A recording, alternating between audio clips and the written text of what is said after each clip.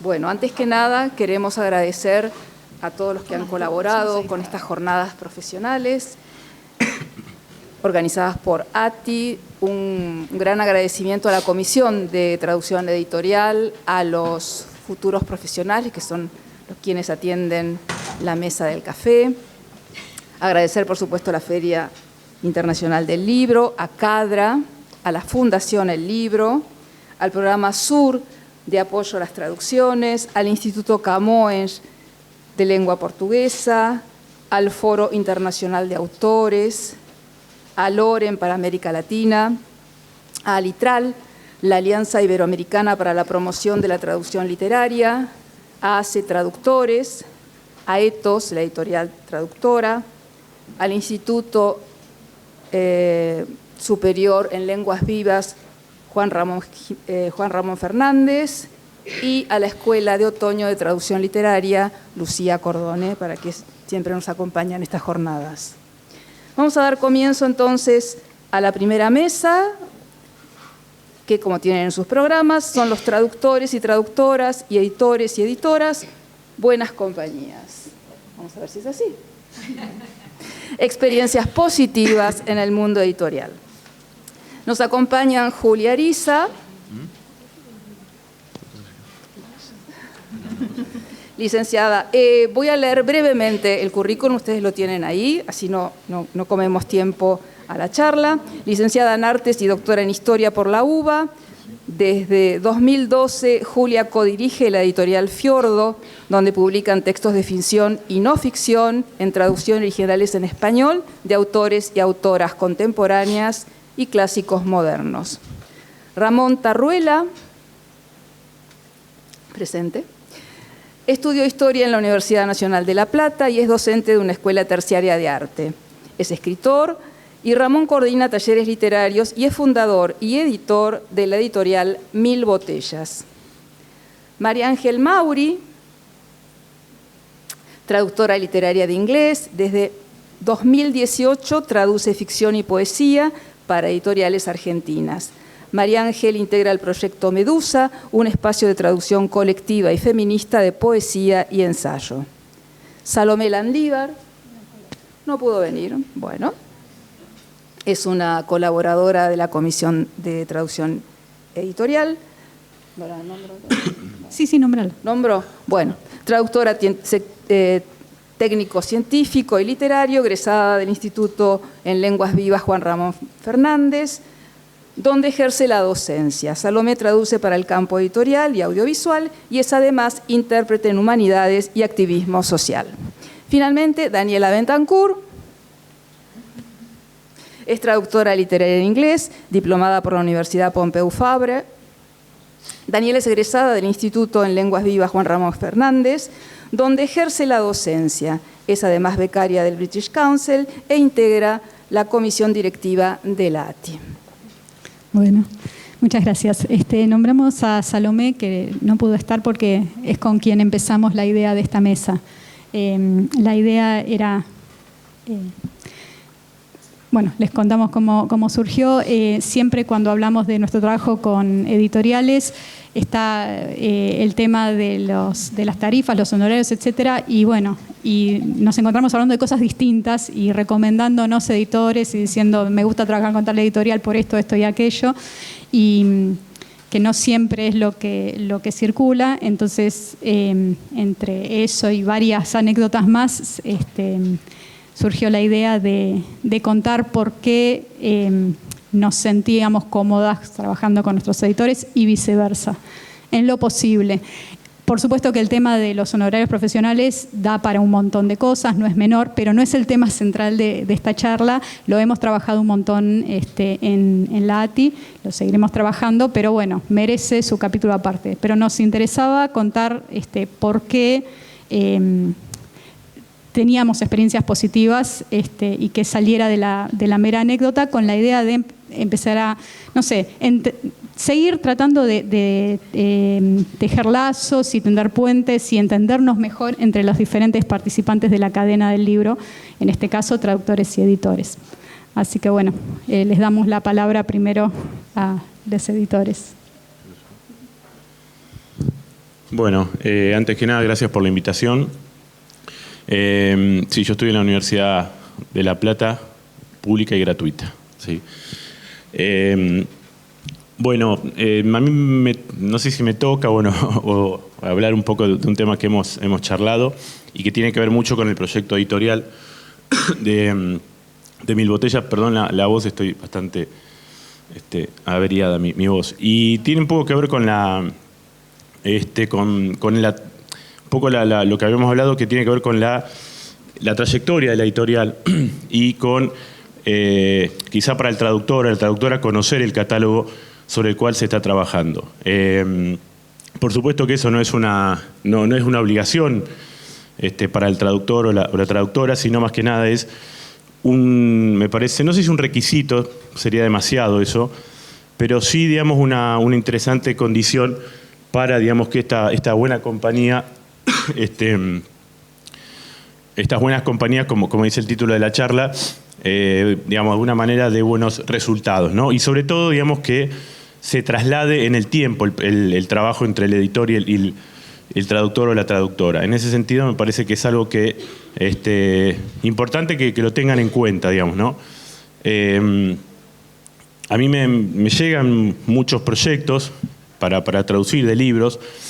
Mil Botellas, por las dudas lo aclaro, se dedica a la narrativa de ficción, cuentos y novelas, combina un poco, digamos, lo que llaman rescate, autores algo olvidados o perdidos por ahí en la vorágine del recorrido de la literatura nacional y universal, y también autores nuevos. Y en ese aspecto, digamos, el rescate siempre fue de alguna manera lo que más yo trabajé con traductores.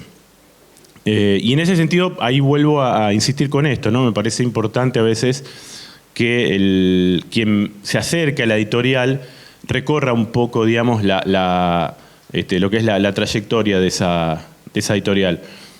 En el caso de Mil Botellas empezamos con las traducciones en el 2018 con María Ángel, con una antología de cuentos de Catherine Manfield. Antes que nada, pido disculpas por la pronunciación de los... Así que yo sé dónde estoy, pido disculpas por la pronunciación de los... Bueno, gracias. Bueno, saben, si digo Catherine Manfield, saben a quién me refiero. Listo, no importa. Eso era importante. Bueno, empezamos con ella, fue la primera traducción que hicimos, el 2018. Y bueno, por supuesto, cuando pasa eso se abre un mundo nuevo, que es el tema, digamos, ¿no? Bueno, de los autores y autoras extranjeras y extranjeros. Es como un mundo infinito. Y bueno, ahí me parece que es importante justamente este criterio que yo decía, ¿no? Un poco, bueno, de conocer qué se está trabajando en la editorial, digamos, un poco ver también otra cuestión, que eso es verdad, digamos, lo hemos hablado en esa reunión que tuvimos, a veces ustedes no tienen por qué saberlo, pero también a veces ciertas condiciones de la editorial, ¿no? Ha pasado que han propuesto autores y autoras que, por supuesto, que encajaban perfectamente en el catálogo, pero bueno, la compra de derechos, ¿no? No es, digamos, no está, digamos, a la altura de, por lo menos, de mi editorial, en eso también. Entonces, bueno, son, digamos, de alguna manera como pequeños, condiciones, me sale la palabra, son pequeñas cuestiones que me parece importante quizás tenerlas en cuenta a la hora de trabajar un poco con esto que decía recién. Por otra parte también, y eso es algo que a mí me interesa destacar, eso quizás es bastante referencial de la editorial, y esto lo coincidimos con Julia, digamos, cada libro es un proceso, un trabajo, y cada autor también de Mil Botellas es también un recorrido. Lo digo porque nos gusta, digamos, bucear en la historia del autor, pensar, digamos, la trascendencia de ese autor, de esa autora. De hecho, un detalle, digamos, de edición, las solapas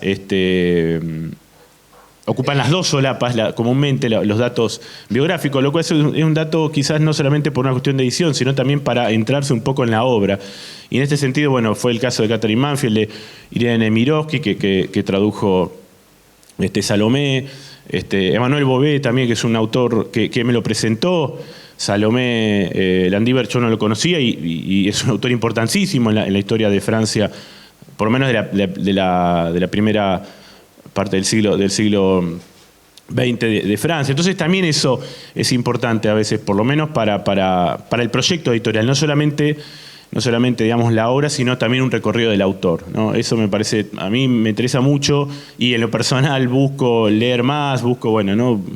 Meterme un poco en los autores, porque también, esa es la idea de la editorial. El rescate no solamente de la obra, sino también del autor, de la trascendencia que tuvo Manfield, la trascendencia que tuvo Emmanuel Bové en su momento, Irene Nemirovsky. Quizá Nemirovsky es una autora, yo diría, digamos que se la empieza a conocer a partir de los 90 por las traducciones de Salamandra, pero es más allá de su historia trágica, es una historia sumamente interesante. Eddie Wharton también. James Baldwin, también, que tradujo la hermosa novela que tradujo María Ángel, La habitación de Giovanni. Entonces, también, ¿no? Baldwin fue una figura icónica en los años 60, ¿no? 50, 60. Entonces, también eso me parece importante, esa combinación. La pregunta sería, ¿cuánto ustedes, como traductores y traductoras, deberían, no sé, ¿no? Bucear o conocer antes de presentar un proyecto? Eso es algo difícil de determinar. Lo que sí me parece que cuando se dan ese tipo de combinaciones, me parece que ahí es cuando da muy buenos resultados y podemos seguir trabajando. De hecho, María Ángel tradujo 4 libros para la editorial, 4, Salomé 2, y estamos ahí armando un proyecto en breve también. Entonces también eso significa que, digamos, ese tipo de coincidencias, digamos, permiten esa proyección, ¿no? Y eso me parece que para mí como editor es casi fundamental. Insisto, los proyectos llegan muchos y a veces, es eso, ¿no? Cuesta, digamos, no todos, por supuesto, ¿no? Pero cuesta, digamos, ubicarlos dentro del recorrido de la editorial. Por eso me parece importante a veces ese tipo de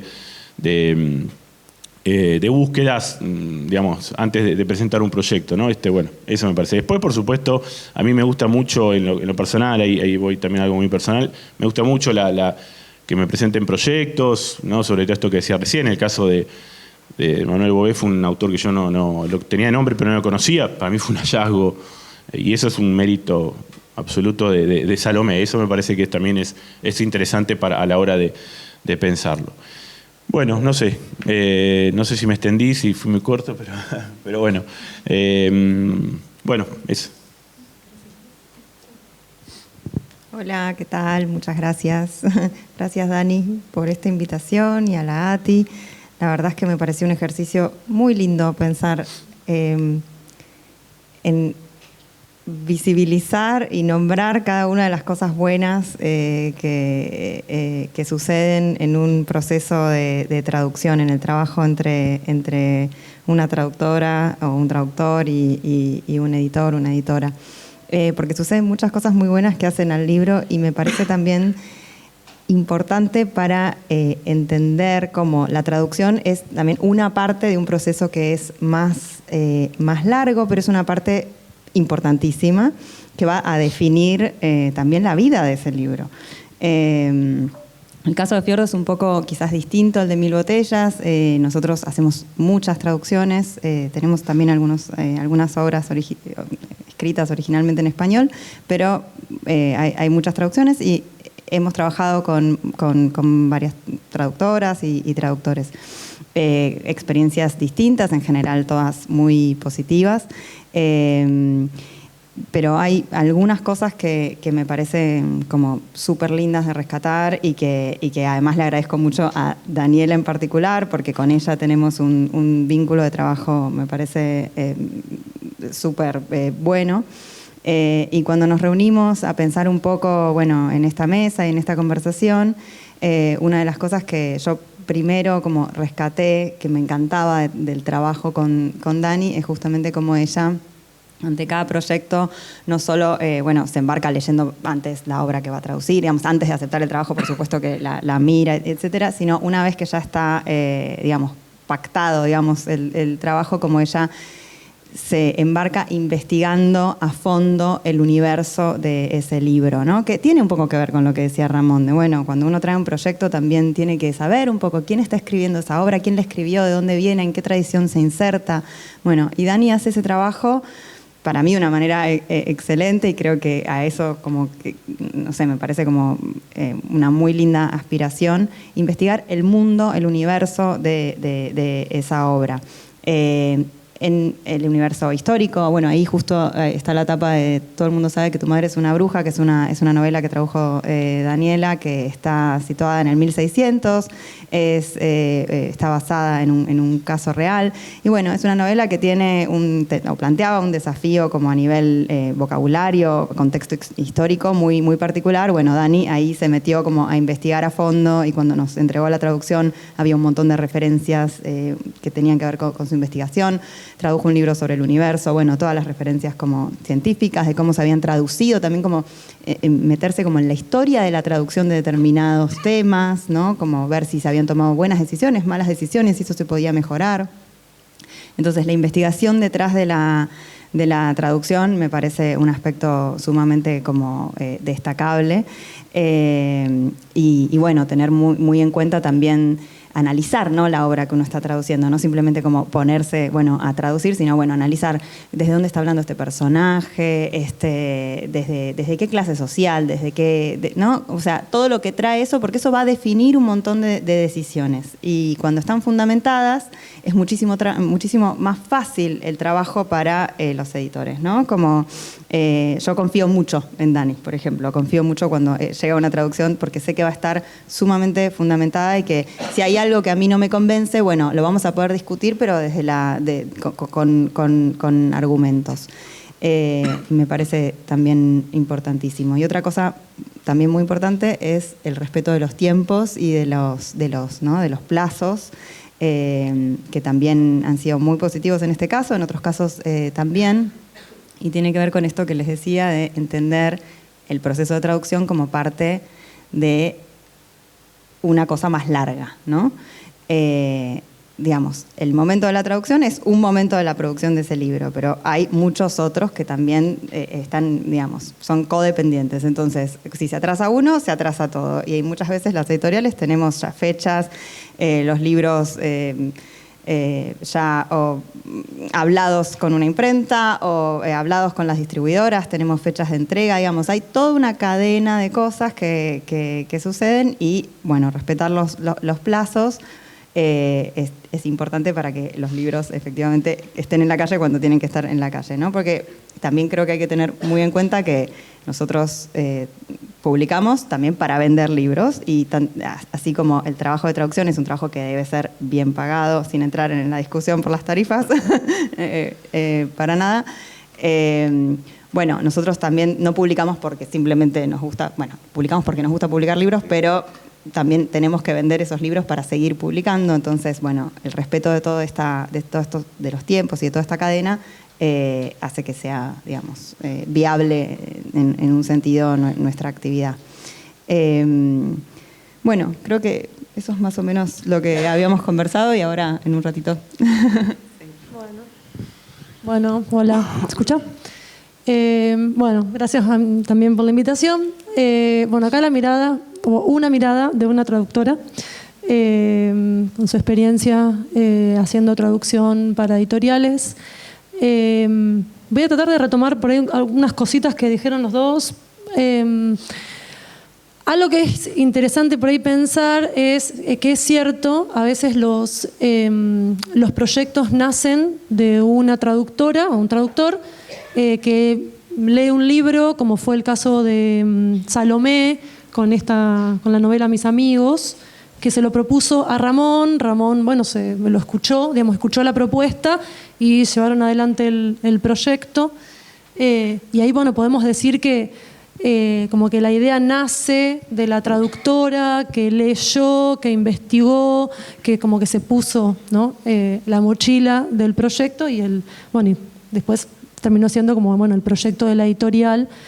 En mi experiencia, y creo que es un poco lo que más sucede, aunque esto otro también sucede, lo que más sucede es que los editores tienen un proyecto, porque pasa esto, ¿no? Cada editorial tiene su proyecto editorial. O sea, los editores leen mucho, están como atentos a ver qué se puede publicar o qué se está escribiendo en Argentina y en el mundo. Entonces, a veces tienen como sus propios proyectos, y es lo que por ahí más sucede, o a mí más me ha sucedido también, que viene un traductor y te pide, bueno, un presupuesto para traducir este libro. Entonces, ahí es donde como que empieza la participación de la traductora. Y lo que es interesante es que, bueno, ahí empieza todo un trabajo también, esto que decía Julia, ¿no? De investigación de una obra. A veces quizás una obra una la ha leído y otras veces no, porque es tan vasto. Pero bueno, ahí es donde empieza como este trabajo compartido.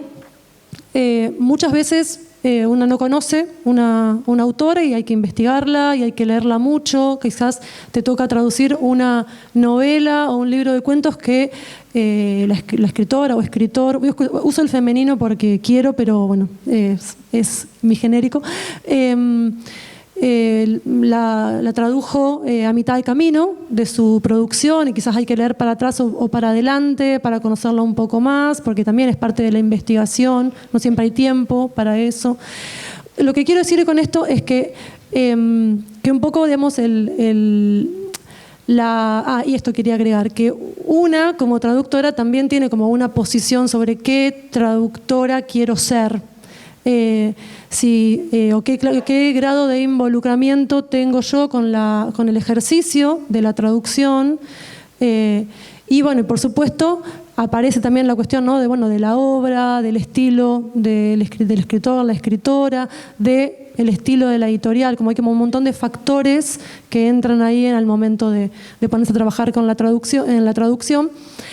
Y que bueno, es que son como todos aspectos que creo que hay que tener en cuenta al momento de trabajar una obra, cuando empezamos a trabajar un proyecto editorial desde el punto de vista de la traducción. El proyecto editorial, el autor y quién soy yo o quién quiero ser como traductora. Por ejemplo, desde el momento de que a qué castellano quiero traducir. En algunas editoriales es algo que se puede charlar. Yo recuerdo muy bien que como la editorial de Mil Botellas, la primera traducción de su catálogo fue una traducción que hice yo. Bueno, fue un tema que conversamos, digamos, a qué castellano estamos traduciendo. Tuve la suerte de que era la primera y que era una cuestión a conversar con él, pero bueno, porque él tampoco lo tenía como definido. Pero también te puede pasar que entras a traducir adentro de un catálogo que ya tiene decisiones tomadas, decisiones previas, que por supuesto se pueden cambiar, o hay cosas que todo va evolucionando.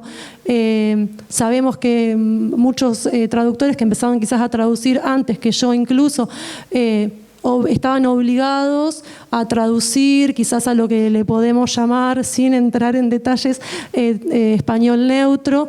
Ahora muchas editoriales empiezan a alentar incluso, sobre todo las que no tienen por ahí mucha exportación, traducir a un castellano rioplatense que no sea demasiado rioplatense. A lo que voy es esto. En ese proyecto de traducción con una editorial, bueno, también entra ese factor, ¿no? De quién soy yo como traductora, qué traducción quiero hacer, y eso también es algo que se puede conversar con los editores, y que está bueno también incorporarlo, digamos, en la conversación. Y algo más que quiero agregar, así como para no alargarme, no sé cómo estamos de tiempo, que es re importante, me parece, de trabajar por ahí con lo que podemos llamar, no sé, si les gusta, como pequeñas editoriales o editoriales medianas, no sé, como que se usa mucho por ahí o editoriales independientes, como que se usan esos nombres quizás para diferenciar a muchas editoriales, ¿sí? como cuyas figuras, cuyos editores quizás conocemos, o que están acá en la feria o están en la FED, que digamos, como que son como la cara visible de las editoriales y no quizás otras editoriales más grandes, que podemos llamar más comerciales, donde es como, bueno, como una máquina como mucho más aceitada, en la que las personas están como más en segunda instancia y son más importantes los procesos. Una cosa que es muy positiva de esta relación y que es de mucho aprendizaje, por lo menos lo fue para mí, es que los editores tienden a involucrarse mucho con los textos. Y eso quiere decir que leen la traducción, que a veces leyeron el texto, si es que pueden leer en lenguas, lo cual es casi un privilegio, pero puede pasar. Prestan mucha atención al texto que van a publicar, lo leyeron, lo volvieron a leer, lo leyeron con vos y apareció ese espacio que es re importante de corrección o de edición en el que se da, sí, casi siempre se da como de tener ese tiempo de dedicación con el texto en el que te permite a vos como traductora encontrar por ahí problemas en tu propia escritura, y donde puede estar como también ese especie de punto de encuentro entre lo que vos querés que diga tu traducción y lo que, bueno, el editor cree o opina o piensa o que puede funcionar mejor en este texto también según su experiencia. Me parece que, bueno, como que en ese intercambio, en el momento de corregir y leer el texto también hay como mucha riqueza y mucho aprendizaje para la traductora, por lo menos, y creo que también siempre beneficia mucho al texto. Bueno, no me estiro. Sacame el micrófono. No, podemos seguir hablando, que de hecho fue lo que ocurrió en la reunión. Y yo también retomo lo que dice María Ángel sobre la etapa de la revisión del texto, que es donde uno dice, yo entregué, estará bien, está maravilloso, es una porquería, no me contratan más, sigue ocurriendo, te recibiste y sigue ocurriendo. Entonces también es algo muy positivo saber que del otro lado va a haber alguien leyendo atentamente y haciendo cotejo. Yo cuando empecé me decían, no, porque no se hace cotejo, te lo leen así y si... Bueno, entonces ver que hay una mirada atenta que está siguiendo lo que vos proponés, no que está con una idea preconcebida de lo que sí con una idea, por supuesto, pero no con cómo tiene que sonar sí o sí, sino prestando atención a cómo fuiste llevando el texto, en donde esa propuesta tuya no funciona. Es una tranquilidad muy grande para nosotros como traductores, traductoras, como quieran, genérico, el que quieran. Y a mí me interesa rescatar mucho esa parte también. Me acuerdo puntualmente en Yo sé lo que sé, de un pedacito donde yo lo leí como un evento único, entonces lo traduje en perfecto, y ella lo leyó como algo que se repetía, digamos. Yo me acuerdo cuando lo leí, para mí era indudable que había ocurrido una vez. Y después releyendo el original digo, no, pero con tal, qué sé yo, tal palabra, tal verbo, puede ser. Y bueno, al final quedó imperfecto. Me quedé convencida de eso cuando estaba segura de que había sido único. Entonces, eso también nos ayuda porque uno termina muy enroscada con el texto original. Ya hay cosas que uno no ve. Entonces, es una tranquilidad realmente saber eso, que del otro lado están leyendo con atención y con respeto, además. Eso se nota mucho. Que no es, yo antes se tradujo así, a mí me parece, no hay como una mirada muy atenta y bueno, gracias. Esto que también lo hablábamos con Salomé, de lo que nos enriquece este aspecto y también, digamos, una se larga y de repente dice, esto lo estaré traduciendo bien y se enrosca con la parte equivocada quizá y después, no sé, hay problema de preposiciones, tiempos verbales y bueno, entonces ayuda a tener a alguien que esté pensando en que ese planteo, de vuelta, lo repito, funcione lo mejor posible. Lo que también rescatábamos mucho era la buena comunicación de parte de nuestros editores, que es escribimos un mail y nos responden, por ejemplo, en un plazo razonable. Parece una pavada, parece una obviedad, pero no lo es porque estamos todas ocupadas con 10 millones de cosas, los traductores tratando de sobrevivir con otra cosa, bueno. Y a veces nos llega una propuesta, agradecemos entonces que nos den un tiempo razonable para evaluarla, un plazo razonable para hacer la traducción, y que a nuestras inquietudes, ya sean lingüísticas, sobre el contrato, sobre el proceso de traducción, sobre la revisión, siempre haya, por lo menos, perdón, esta semana estamos a full, en unos días te contestamos. Con eso ya es una tranquilidad para nosotros. No sabemos que no quedamos en un limbo ahí. Entendemos, por supuesto, que todo el mundo está súper ocupado, pero bueno, también eso nos ayuda a quedarnos tranquilas, que no es que de repente nos va a decir, no, el viernes tiene que estar sin falta. No, justo el viernes tengo un turno, para evitar esas cosas. Entonces, el proceso es mucho más llevadero y no hay... Cuando hay esa buena comunicación y se puede generar esa confianza, sabemos que no va a haber esos imprevistos tan enloquecedores de último momento que nos pueden pasar con otros tipos de proyectos. Y también el respeto por los tiempos, por ejemplo, de entrega de originales, quizás en otro tipo de proyectos no editoriales, me acuerdo particularmente, otro tipo de proyectos que yo trabajaba, decían, bueno, esta semana te mandamos el original. Lunes nada, martes nada, miércoles nada.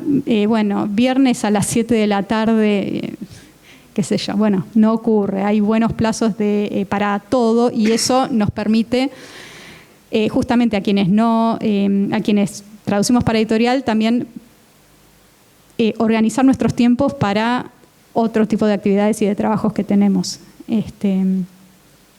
Entonces, bueno, que nos contemplen, que nos respeten nuestro tiempo, básicamente. Eso lo valoramos un montón. Y aparte, otra cosa que valoramos mucho es la visibilidad. Por ejemplo, que no es que entregamos la traducción, listo, bueno, vamos a hablar de Manuel Bobel, de Edith Wharton, qué sé yo, el Durante. Aparecemos como mínimo en la tapa, en la contratapa, en la portadilla, en las publicaciones donde se publicita. Eso también nos hace sentir parte, sentir que nuestro trabajo es valorado. Y bueno, lo agradecemos mucho. A ver, ¿cómo estamos? Estamos genial. Bueno, esto era un poco la síntesis de lo que queríamos compartir con ustedes y queríamos preguntarles a ustedes si alguien, más allá de las preguntas que pueden venir después, si alguien quiere compartir alguna otra instancia de buena relación que han tenido con sus editores. ¿No? ¿Se la guardan? Bueno, ¿quieren agregar algo más ustedes? Yo, coincido con Dani plenamente y creo que hay que enfatizarlo todavía más en que el tema de la comunicación es clave, o sea, para avisarnos absolutamente todo. La comunicación y la flexibilidad, o sea, entender, de nuevo, vuelvo a esto de que la traducción es una parte importantísima del proceso, pero de un proceso largo.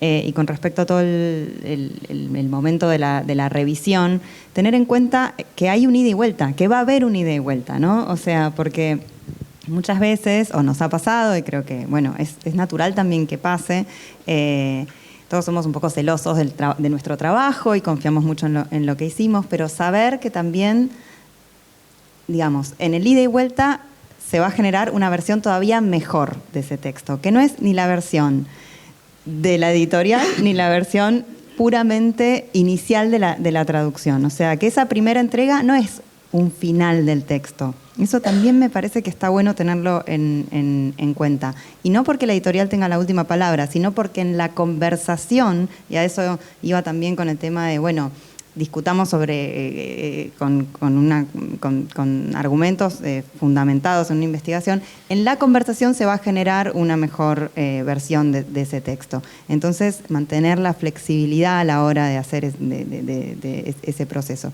Como autocrítica yo digo, bueno, de parte de las editoriales muchas veces nosotros estamos corriendo, recibimos la traducción y bueno, cuando finalmente la podemos terminar de revisar, es como, bueno, la puedes revisar igual un poco rápido, o sea, te devuelvo mis comentarios, pero lo antes posible que me los puedas devolver vos, bueno, y ahí también, en esto que vos decías de respetar los tiempos, desde las editoriales tenemos que tener en cuenta que del otro lado también hay una persona que va a estar pensando, revisando, conversando, ¿no? Y trayendo sus conclusiones, entonces lo de los tiempos creo que corre para las dos partes, absolutamente.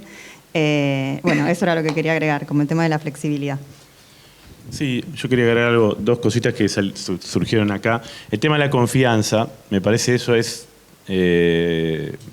trascendental. Cuando, bueno, si hemos trabajado con 4 libros con María Ángeles, claramente que hubo un trabajo fluido y de confianza, ¿no? Digo, yo cuando el último libro fue el de Baldwin, ¿no? Sí. Y fue un libro que, bueno, me encantó, bueno, un autor que me gustó mucho y que, bueno, digamos, era la confianza absoluta de que ese libro iba a tener una buena traducción. Eso es fundamental. Y capaz que es algo redundante, ¿no? Bueno, pero me parece importantísimo eso. Y después la otra cuestión que María Ángel lo dijo, el tema esto de, que también Julia lo decía, este espacio para la edición, ¿no? Yo le digo edición, corrección.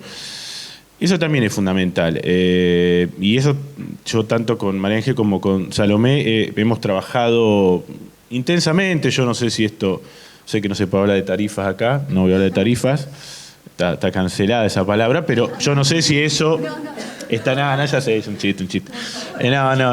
No, bueno, no sé si eso está incluido, pero a mí me parece importante que haya una predisposición. Uno como editor, en el caso de uno, bueno, es casi una obligación porque, bueno, uno quiere que el libro, ¿no?, salga a la casi perfección. Pero bueno, también la predisposición del otro lado, ¿no? Bueno, para corregir y para mirar otra vez y escuchar. Digo, eso también, a veces ha pasado que, qué sé yo, que bueno, pero para mí suena ahí, pero no se está, eso, no sé. Mira, hay una palabra que se repite 3 veces en un párrafo, bueno, no hay otra forma de no. Bueno, eso me parece es también parte de esta buena compañía, ¿no? Eso me parece fundamental. Porque bueno, uno trabaja sobre el texto, digo, mi rol como editor, no interviniendo en la traducción, sí la escritura. Y eso me parece importante, digamos. No interviniendo, no digo modificando, no la intervención como algo, como una modificación. Sí, digamos, para que eso esté digamos, bueno, lo más, insisto, ¿no? Casi la perfección. Nos pasó con Wharton, ¿no? Es una autora, por momento, ahí está. Difícil, y bueno, pensalo 2 días después, y está bueno porque era 2 días después o 3 días después. Eso también está bueno, porque a veces los espacios, los tiempos se alargan y cuesta a veces eso. Volver otra vez y acordarte qué era lo que... Y eso me parece también importante. Pero bueno, eso quería decir.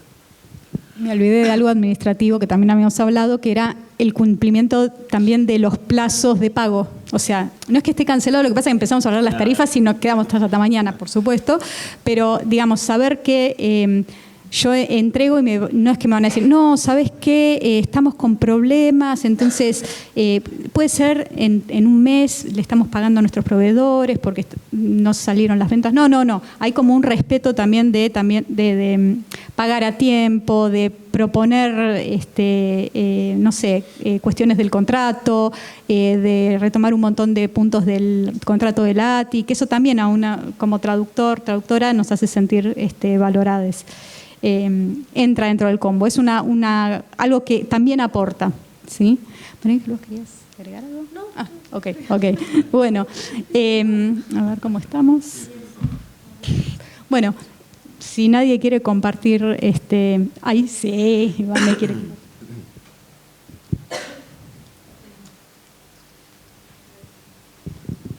Gracias. En el momento tiraste la pregunta y no se me vino algo a la mente que ya no hayan dicho, pero ahora sí, algo lindo también para compartir es cuando tus editores te conocen y te ofrecen proyectos que saben que te van a gustar.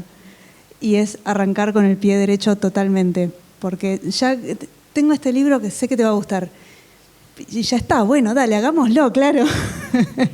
Tal cual, uno ya está abriendo el archivo con alegría directamente y bueno, creo que ya no hay otra forma que no llegue a buen puerto ese tipo de proyectos, ¿no? Así que ese aporte se me ocurrió. ¿Alguien más?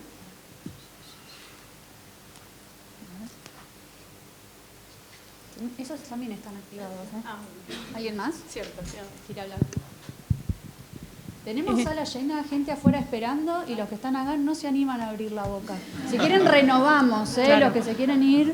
Igual aclaramos que...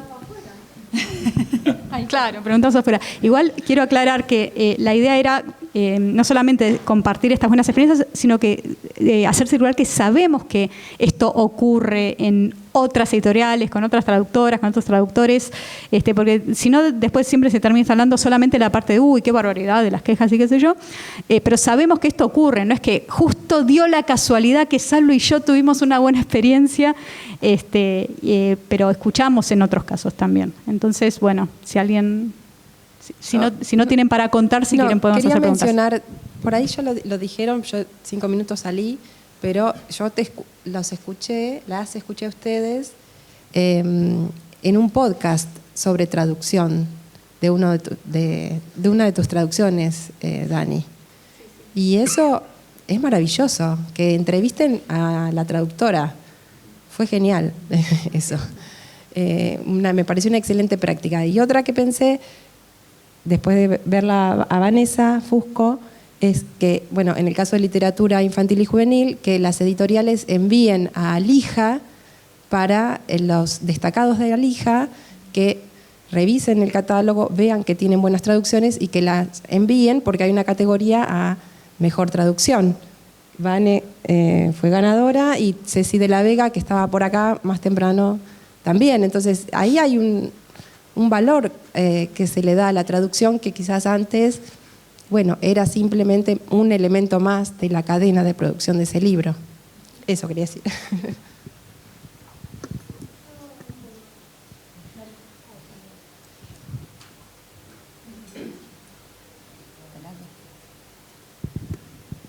Bueno, no tengo así como demasiado nuevo para aportar, además de lo que dijeron ustedes, pero sí con respecto a la comunicación y los mails.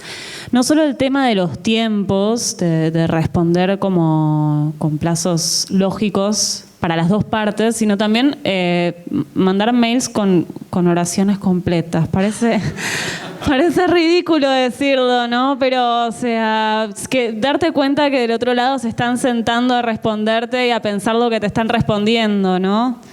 Eso y otra práctica más, que por ahí con editoriales que ya trabajás más de una vez, si charlaste cierta cosa en el contrato, por ejemplo, no sé, uno empieza a trabajar con una editorial y te mandan un contrato que dice, te pide cesión de derechos para siempre, o sea, sin plazo límite. Si, vos charlas, decís, no, bueno, te pido que sea de 5 a 7 años, ok, listo, y al siguiente contrato te mandan de nuevo sin límite, o sea, ese tipo de cosas, ¿no? Que las cosas que ya charlaste con una editorial y que de alguna manera se saldaron, tanto en el contrato como en la traducción en sí, que no sea como borrón y cuenta nueva cuando te lo mandan, que tengan en cuenta las cosas que ya se hablaron, más o menos por dónde van, no sé, tanto desde las tarifas como desde los términos del contrato, hace la diferencia, la verdad.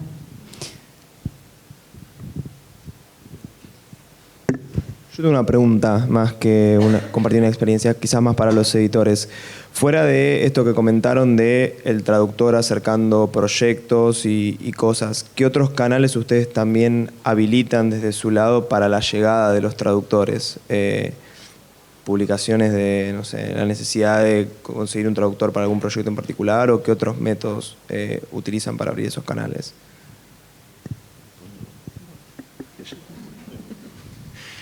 Bueno, te cuento una experiencia reciente, reciente este año, principios de este año. En el caso, por primera vez voy a traducir del portugués y bueno, en realidad yo tenía la obra ya pensada, la había leído en español obviamente, y bueno, fue una búsqueda de recomendaciones. Bueno, Salomé, una de ellas, empecé a buscar eso, editores también, fue una búsqueda por ese lado. Yo no conocí conocí así un traductor que bueno, está en otro trabajo vinculado al mundo editorial, pero bueno, no podía por tiempos, y aparte con él habíamos hablado hace unos años de un proyecto, bueno, y eso fue una búsqueda a partir de eso, ¿no? De recomendaciones, y bueno, uno también tiene varios años en el rubro, entonces vas la confianza otra vez, ¿no? Vas, digamos, escuchando a gente que, bueno, que te genera confianza y que... Sí, que puede pasar referencias. Y claro. Y después esto en realidad terminé arreglando por cuestiones de tiempo, porque yo lo quería tener a mediados de este año y, bueno, se comprometió, esperemos que cumpla, se comprometió para eso, para ahora fines de mayo. Y, bueno, fue eso. En realidad, cuestiones de tarifas no había mucha diferencia, en verdad. Y las dos personas que estuvimos ahí, digamos, hablando, dialogando, las dos personas me generaron confianza, sobre todo de quienes me lo recomendaban. Esa fue mi búsqueda particular ahora. Después yo no sé, bueno, eso, no sé si eso sirve para tu pregunta. Después, y digamos, yo no hago una convocatoria, digamos, ¿no? Por ahora ese es mis canales, digamos, eso. Recomendaciones, muchos compañeros editores que trabajan con traducciones que también nos pasamos contactos. Sí, iba a decir exactamente eso, que me parece que la recomendación es muy importante, porque cuando muchas veces pasa cuando tenés que pasar a otra lengua, ¿no? O sea, porque bueno, pero esto que decían antes de tener en cuenta el perfil de los traductores y las traductoras, ¿no? Porque, por ejemplo, a Dani yo sé que le ofrecería determinadas obras y quizás este año, no sé, tengo otras obras que estoy traduciendo, pero que no, o sea, quería reservar a Dani para una cosa y por determinadas afinidades que veo y otro trabajo para otro, y eso también me parece que es importante, y ahí funciona mucho el tema también de la recomendación. Necesitaría a alguien que haya hecho un trabajo o que se haya especializado de alguna manera o ya tenga un mínimo recorrido. Entonces, ¿no? Creo que también va un poco por ahí, pero nosotros tampoco hacemos convocatoria. Me parece que... No, termina tranquila. Ah, ok. Y lo de acercar proyectos, bueno, ahí coincido mucho con Ramón en que hay que estudiar un poco el perfil de la editorial a la que le vas a acercar algo. O sea, creo que eso es clave. En Fiordo, por ejemplo, casi que no recibimos proyectos. O sea, virtualmente no recibimos nada porque tenemos un plan súper chiquito y eso le pasa a muchas editoriales de nuestro tamaño. Entonces, tiene que estar súper ahí, tipo, afinada la elección de la editorial a la que vas a mandar, me parece. Sí, agrego una cosita. Mi botella también tiene una proyección chica, no es. Pero lo que pasa es que ahí está otra vez el tema de la confianza, por eso yo la anoté hoy, no sé quién lo dijo. Tiene que ver con eso. ¿Quién te ofrece el proyecto? O sea, Salomé me lo presentó y ya tenía varios porotos a su favor, digamos. Entonces eso es lo que hace que también las propuestas sean bienvenidas, digamos, ¿no? De personas con quien vos trabajás. ¿Puedo decir algo? Yo me imagino, no estoy segura, pero me imagino que muchos de ustedes estarán haciendo la escuela de otoño. Sí, ok, bueno, porque yo hice la escuela de otoño hace ya unos cuantos años. Y en un punto es como que estuve en ese lugar. Acá les quiero como que hablo más que nada a los traductores o futuros traductores. Estoy muy cerca.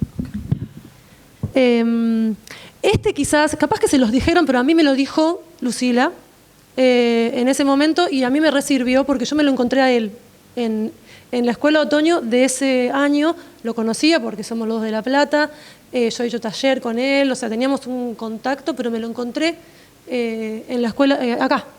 Lo que les quiero decir es que capaz que se los dijeron, pero a mí me lo dijo Lucila y lo quiero por ahí transmitir, que este es un buen momento para quienes quieren dedicarse a la traducción literaria, de conocer los catálogos de muchas de las editoriales que están acá, de charlar, porque si ustedes pasan por Mil Botellas y hablan y se acercan a él o a Julia o incluso en la FED también, pero bueno, ahora estamos acá, pueden quizás hablar un poco con los editores y preguntarles sobre de qué va el proyecto. A veces uno mira los catálogos, ve lo que se publica.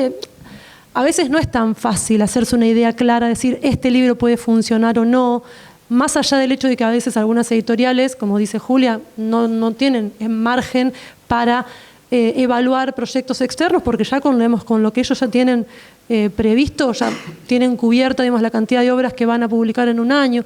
Entonces, pero quizás sí es un buen momento como para llevarse información, e incluso si tienen dejarles una tarjeta a los editores, porque puede pasar que Ramón, que trabaja conmigo, con Salomé, con alguien más, un día no tiene a esos traductores de confianza y dice, bueno, tengo que buscar a otra persona. Y bueno, por ahí aparece ese hueco. Entonces, bueno, también como hay que estar, hay que como informarse, hablar. Eso.